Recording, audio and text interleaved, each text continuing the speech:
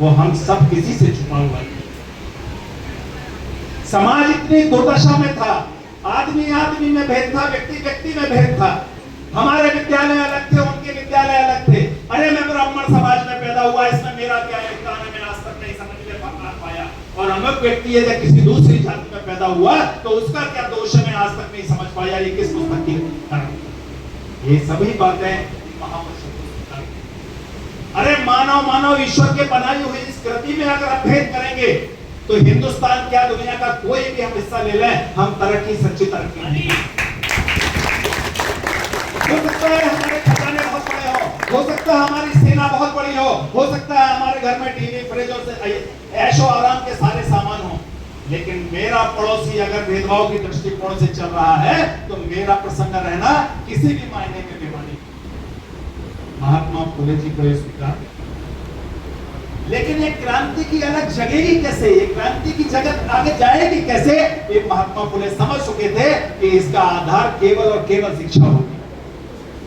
आप सोचिएगा 17वीं शताब्दी का, 18वीं शताब्दी का प्रारंभ, क्या हालत हुई होगी अपनी पत्नी को, महिलाओं को आगे रख करके, क्योंकि देश की 50% आबादी को अगर हम मुख्य धारा में नहीं जोड़ेंगे महिलाओं को, तो हमारा देश, हमारा मुल्क, हमारा समाज प्रगति नहीं कर सकता।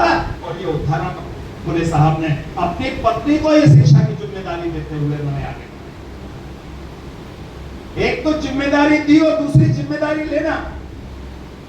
उनके मार्गदर्शन में सावित्रीबाई फुले ने ये जिम्मेदारी ली, महिलाओं की शिक्षा के लिए काम किया, सारी बाधाओं को आने के बाद काम किया।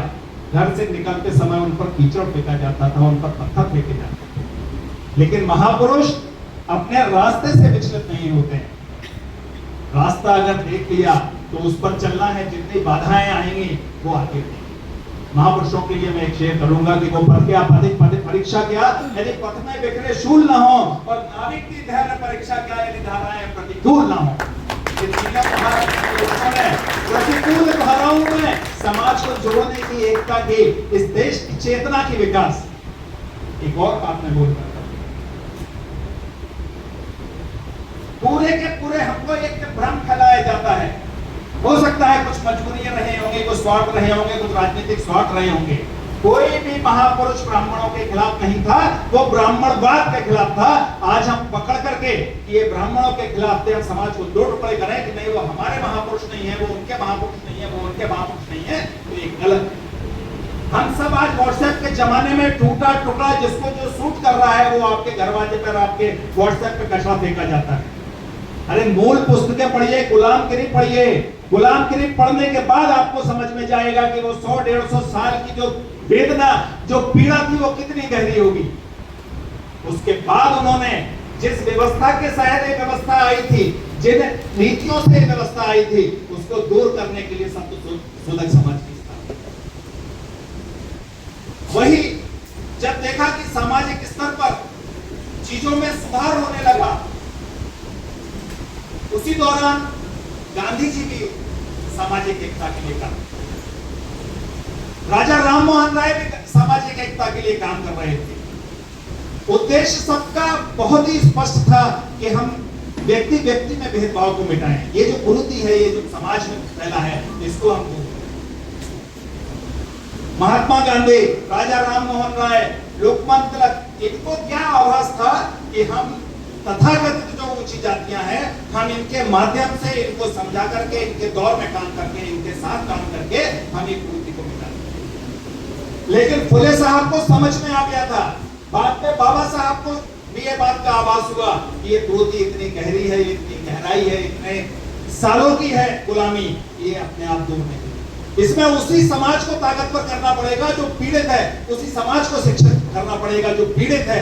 और इन सभी महापुरुषों ने, फुले साहब ने शिक्षा के माध्यम से, जनजागृति के माध्यम से, वो गाना गाते हुए जब पुणे के तरफ निकलते थे तो वो जो चेतना उन्होंने फैलाई है, बाद में उसको नियमबद्ध करने का, बाद में उसे कानूनी जामा पहनाने का, उसी परिकल्पना को जो शिवाजी का स्वराज था, जो फुले की दूरदर्शिता था, और जो बाबा साहब ने स्वयं अनुभव किया था, वो उन्होंने एक संविधान के दायरे में पकड़ा।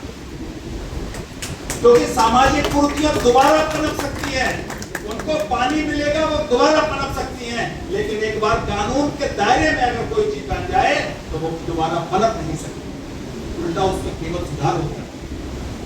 बाबा साहब ने हिंदुस्तान को समझते हुए, हिंदुस्तान की विविधताओं को समझते हुए, हिंदुस्तान में जो अलग अलग भाषाएं, अलग अलग कल्चर को समझते हुए, इस सामाजिक विषमता को समझते हुए, राजनीतिक स्थितियों को समझते हुए एक ऐसी खूबसूरत पुस्तक हमारे हाथ में ला कर देती है कि सारे के सारे अगर हम मानवीय दृष्टिकोण देखें तो उसके अंदर समाहित हैं।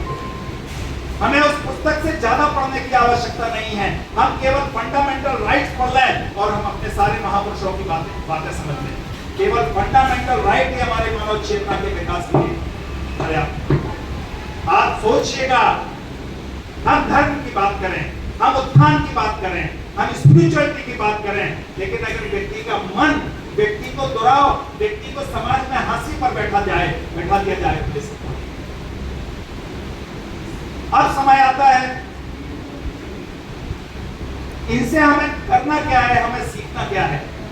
ये जो मैंने इस बात की बात करी, जो चिंगारी की बात करी, तो मैं फिर एक दो लाइनें बोलूंगा कि भरपूर आग के लिए चिंगारी दे गया, भरपूर आग के लिए चिंगारी दे गया, अत्याचार काटने की यारी दे गया और बेकरारी भर गया बेबस दिलों में, आज संघर्ष रहे जारी, जिम्मेदारी दे गया।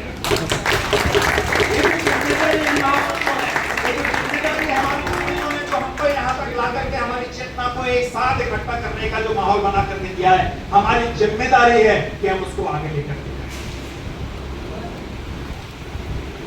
मन में आ रहा है कह दूं, कई बार कहते हैं कि अब जाति व्यवस्था नहीं बची है। अरे हम तो उनके घर में खाना भी खाते हैं। ये जो उनके शब्द है, ये जाति व्यवस्था की जड़ बता रहा है।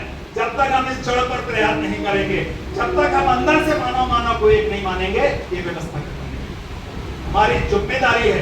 हमारी जिम्मेदारी है कि अगर हम इस व्यवस्था के तहत हमें कोई रोजगार मिला है तो कम से कम, क्योंकि रोजगार की स्थिति उतनी अच्छी नहीं है हिंदुस्तान में, लेकिन अगर हमें उस व्यवस्था के